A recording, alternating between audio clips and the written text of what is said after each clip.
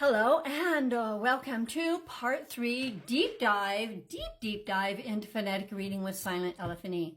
In part 1, we talked about how silentelephante got started and the research and how dyslexics learn and how all children learn. Part 2, we started talking about how it's set up for you and how it works for you. And we're continuing that right now. So when you are looking at the book and you are looking at the words for spelling and reading practice, again, I mentioned that you have all the words that could possibly want to use for reading and spelling and reading practice and spelling practice. You will see that you have level 1, level 2, and level 3. So let's talk about what that means. Level 1, level 2, level 3. It is, how do you get from preschool through high school? Well, preschool, of course, would be phonemic awareness, and we'll talk about that in a couple of minutes. But level 1 is when you are starting phonics.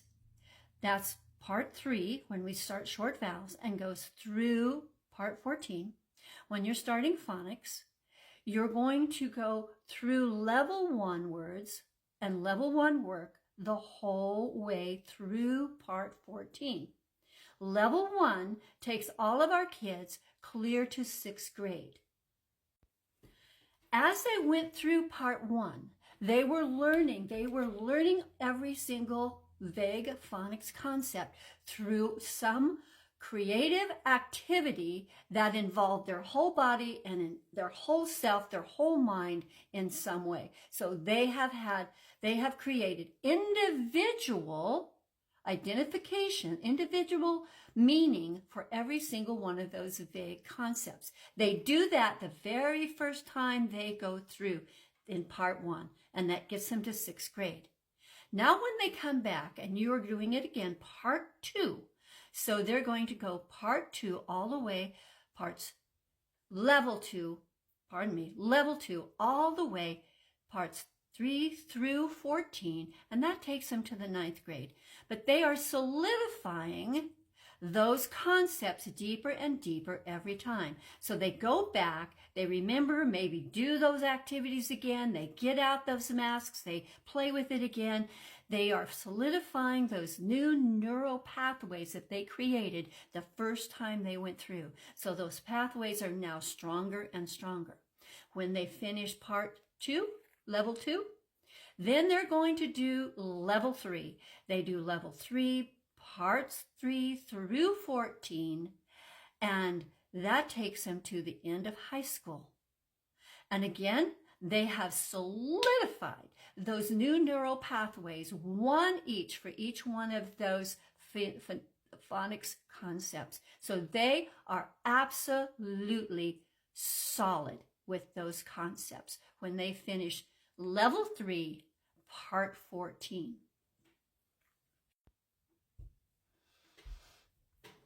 Now, they have finished, they have done that activity that's introduced that phonics concept. They have a deep understanding of it. You have words that you can use for reading. You have words that you can use for spelling.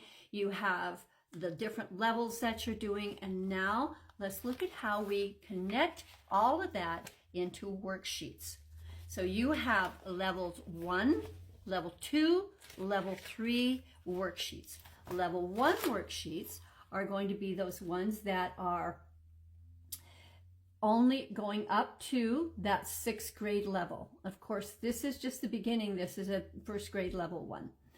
Level 2 worksheets are going to be up into that upper grade. And now this is not the highest one. And then number 3 worksheets, level 3 worksheets, are those higher ones. Like you can see here, we have shoulder and character and Python and physical and sphere. So those higher ones. So again, you have the levels 1, level 2, level 3. And this is just word reading where they are using everything that they learned. So they're learning all of the markings that they're doing. And here's the instructions here that tell you what to have them do. Put orange squiggly line, or put red smile above, or put blue. You know, they're telling you what they do, what they learned to do when they were learning that when they learn the concept through that activity. So they're learning it all together. Now this is just word reading, isn't it? But obviously we have to have comprehension, and so we're moving to reading in sentences. So we have sentence reading. Again, it's going to tell you everything that you need to do. It's telling you what you have. It's telling you what the instructions are, what they need to do, and then it has the sentences that they are reading. These sentences is a level 1. They're leveled again, level 1, 2, and 3. They're leveled. So the sentence is like, Beth wishes to go on a trip. But level 2 are, the champ at the races could not run the next day because he had a chill and a chest cold. So you can see the difference there. They are, again, marking every single word on their page, on their sentence page. They're marking every single word with all of the different symbols and colors and everything that has helped them learn and to solidify that concept, or all those concepts. Again, I talked about that the only concepts that are here are the ones they've already learned and the new one that they are learning now. Another giant component of comprehension and total strengthening those neural pathways is drawing. And they have a page where they choose 4 different sentences, and they draw those sentences as well as write those sentences. And this is key to your dyslexics and all of our other children, they explain to you in their own words how that drawing explains that sentence. In other words, comprehension at a deep level where they're using drawing to share what they know, to explain what they know, and then they say to you what they know. That's how the books are set up for you. They're easy to use. Everything is easy to read. And one of the things that we talk about a lot is how it's very, very plain.